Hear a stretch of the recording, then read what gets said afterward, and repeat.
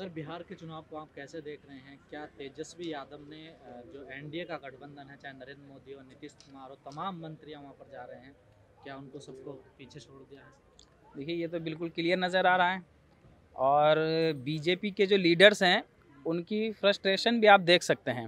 अभी 25 तारीख में मुख्तार अब्बास नकवी ने एक प्रेस कॉन्फ्रेंस की और उस प्रेस कॉन्फ्रेंस में उन्होंने वेलफेयर पार्टी ऑफ इंडिया पर इस अंदाज में निशाना साधा है कि किसी तरीके से वो गठबंधन के खिलाफ एक ऐसा नैरेटिव सेट हो कि ये मैसेज जाए कि ये जिहादी मानसिकता वाले लोगों के साथ में और ये मुसलमानों के साथ में जो है गठबंधन करने वाले लोग हैं।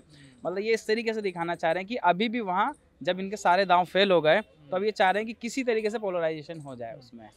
बिहार तो चुनाव में पहली बार देखने को मिल रहा सर, वहाँ पर हिंदू मुस्लिम नहीं चल रहा है। वहाँ पर लोग कह बिल्कुल रहे हैं शिक्षा, रोजगार, विकास पे बात कर रहे हैं। यही वजह है कि वहाँ इस बार ना तो जात पात पे इलेक्शन लड़ा गया, वोट दिया गया, और ना इनकी साजिशें बीजेपी की कामयाब हुई। ये अभी भी कोशिश कर रहे हैं। जब आप ये देखते हैं कि नीतीश कुमार की रैली चल रही है और उसमें नारे लग रहे हैं दूसरी पार्टी के लिए, तो इससे आप अंदाज़ा लगा सकते हैं। तो ये इनकी जो फ्रस्ट्रेशन है, अच्छा राजनीति का जो अपराधीकरण है, क्रिमिनलाइजेशन है और कैपिटलाइजेशन है, ये जो चीज़ें हैं राजनीति के अंदर, लोग इससे बहुत ऊब चुके हैं।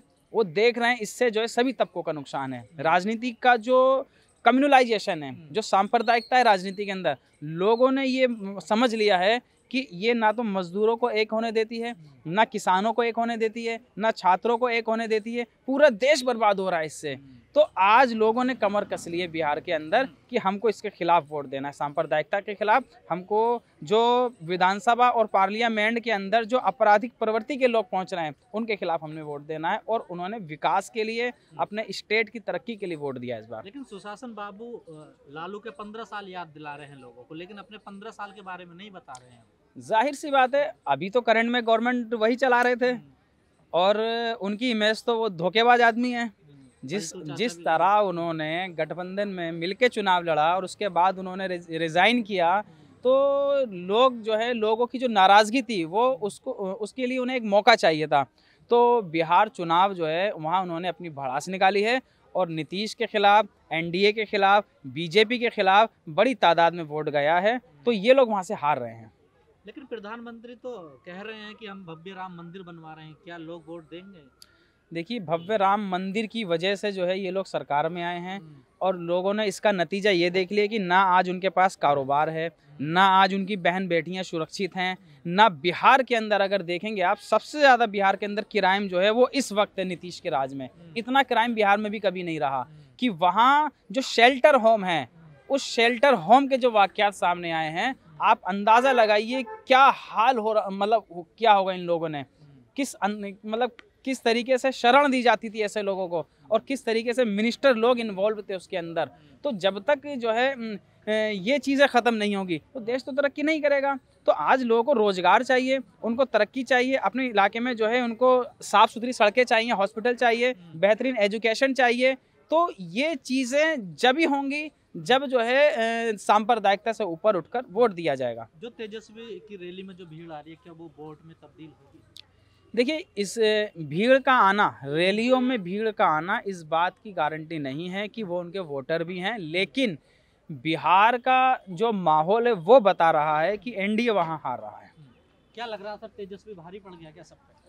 देखिए, एक चीज़ तो मैं बताऊं कि अभी जो है ना बिहार में साइलेंट वोटर्स हैं, यानी खुल के कोई आपको नहीं बताएगा। वो इस वजह से क्योंकि लास्ट टाइम उन्होंने जो है नीतीश और लालू की जो गठबंधन थी उसको दिया था, फिर बाद में नीतीश जी अलग हो गए और उन्होंने फिर जो है बीजेपी के साथ गठबंधन करके अपनी एनडीए सरकार बनाई। तो देखिए, अभी साइलेंट वोटर्स हैं क्योंकि जो सॉलिडिटी जो लालू प्रसाद यादव में थी वो अभी तक जो है उनके तेजस्वी जो उनमें नहीं आ रही है। लेकिन ये है कि एक मिजाज जो बना हुआ, खासतौर से लॉकडाउन के बाद, यानी कि जितने भी प्रवासी मजदूर थे जब वो बिहार वापस आ रहे थे और उनको जो मुआवजा मिलना चाहिए था, उनको जो हेल्प मिलनी चाहिए, उससे बहुत सारी तब्दीलियां आई हैं। इस लॉकडाउन के अंदर ही जो है नीतीश कुमार सरकार की जो पूरी जो प्रणाली है उसको लोगों ने समझ लिया और समझ लिया कि ये भैया ये तो कुछ नहीं करने वाला है।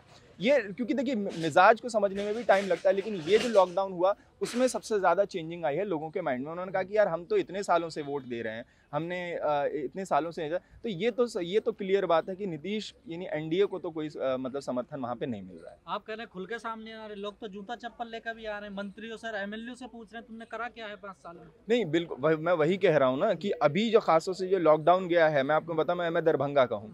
दरभंगा में एक क्षेत्र है बसंत, वहाँ पर अभी बसंत है और बहुत सारे इलाके जहाँ बाढ़ आई थी, ठीक है। बाढ़ में ना ऑपोजिशन का और ना अभी जो एनडीए सरकार का कोई भी एमएलए, कोई पंचायत का कोई नेता नहीं आया। बाढ़ में लोगों की झोपड़ियां डूब गईं, लोग जो है पेड़ों पे रहने के लिए मजबूर हो गए, लोग जो है वो मेन हाईवे रोड पर आके सोने के लिए मजबूर हो गए।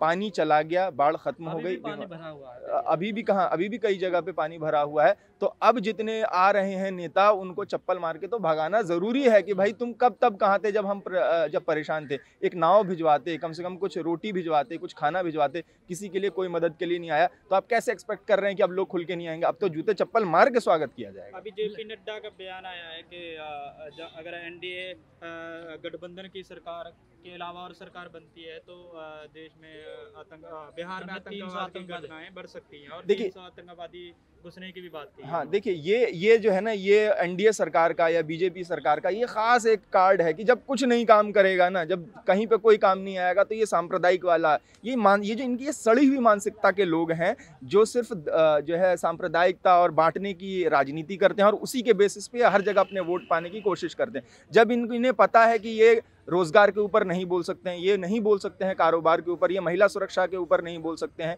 ये जितने भी डिफरेंसेस हैं कम्युनिटी के उसके ऊपर नहीं बोल सकते हैं, तो इनके पास एक ही चारा रह जाता है, वो इनका ये है कि भाई किस तरीके से हिंदू मुस्लिम और इस तरह की राजनीति करके इनके जो मतलब पोलराइजेशन करके वोट खरीदा जाए। अभी थोड़ी देर पहले ये बता रहे थे कि मुख्तार अब्बास नकवी ने एक प्रेस कॉन्फ्रेंस की, उसको कहाँ से जोड़ा? उन्होंने कहा कि वेलफेयर पार्टी ऑफ इंडिया जो है वो एक वहाँ पे वायनाड में कांग्रेस के साथ थी, अभी कांग्रेस अभी गठबंधन कहाँ कर रही है, वो आरजेडी के साथ कर रही है, तो इसका क्या मतलब हुआ कि आतंक से।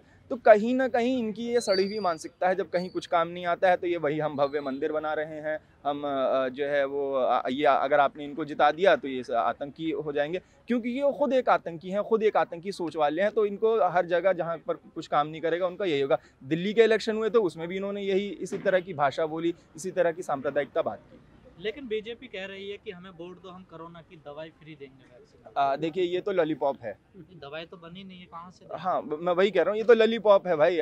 वादे करने के लिए तो 15 लाख के भी वादे हैं, क्या कहते हैं 2 करोड़ रोजगार के भी वादे हैं, ये सारे लॉलीपॉप है। बिहार की जनता जो है ना, इतनी मैंने क्या कहा, लॉकडाउन में जब वो पैदल आए और जिनकी जो है वो एड़ियाँ छिल चुकी थी, छोटे छोटे बच्चे जिनकी टांगों में इतनी तकलीफ रहा करती थी, जब उनको कोई पूछने नहीं आया, जब बाढ़ पीड़ितों को कोई पूछने आया, तो ये बात बहुत साफ है वहाँ पर कि ये लॉलीपॉप से तो अब जो है बिहार की जनता जो है वो बेवकूफ़ नहीं बनने वाली। आरिफ सर, एक सवाल है आपसे। नीतीश कुमार का जो बयान है वो बहुत ही वायरल हो रहा है। उन्होंने कहा कि 9 बच्चे पैदा कर लिए हैं, कैसे देख रहे हैं इसको? देखिए, ये तो बीजेपी के जितने लीडर हैं इन सब चीज़ों में जो है ये बहुत माहिर हैं कि विकास की बात ये नहीं कर सकते, एजुकेशन की बात ये नहीं, एजुकेशन की बात ये नहीं कर सकते, रोजगार की बात ये नहीं कर सकते। अगर आप इनसे सवाल पूछेंगे, जाकर इनसे क्रॉस क्वेश्चन करेंगे कि भाई आप बताइए कि आपने जो वादे किए थे 2015 में, जो आपने वादे किए थे उस पर कितना काम किया है आपने,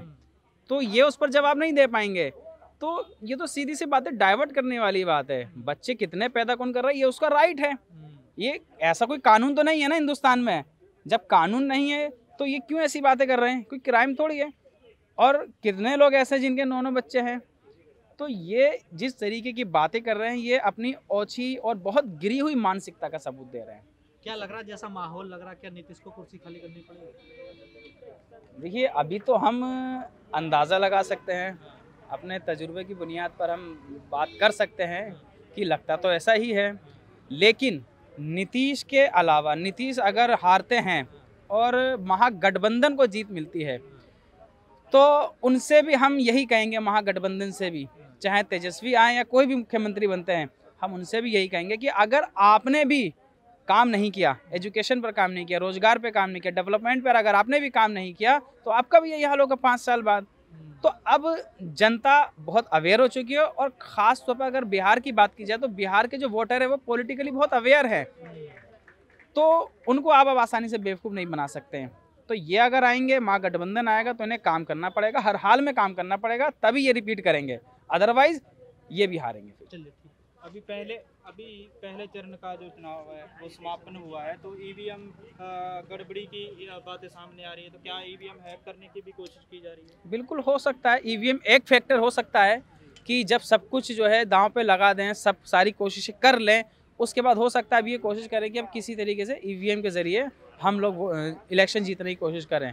ऐसा हो सकता है और ऐसा हुआ भी है पहले, और ये जो है एक्सपेरिमेंट भी किए गए हैं ईवीएम के ऊपर, बताया गया है, जो एक्सपर्ट हैं ईवीएम के उन्होंने दिखाया कि हैक की जा सकती है ईवीएम। तो ऐसा हो सकता है, ये कोई बहुत बड़ी बात नहीं है।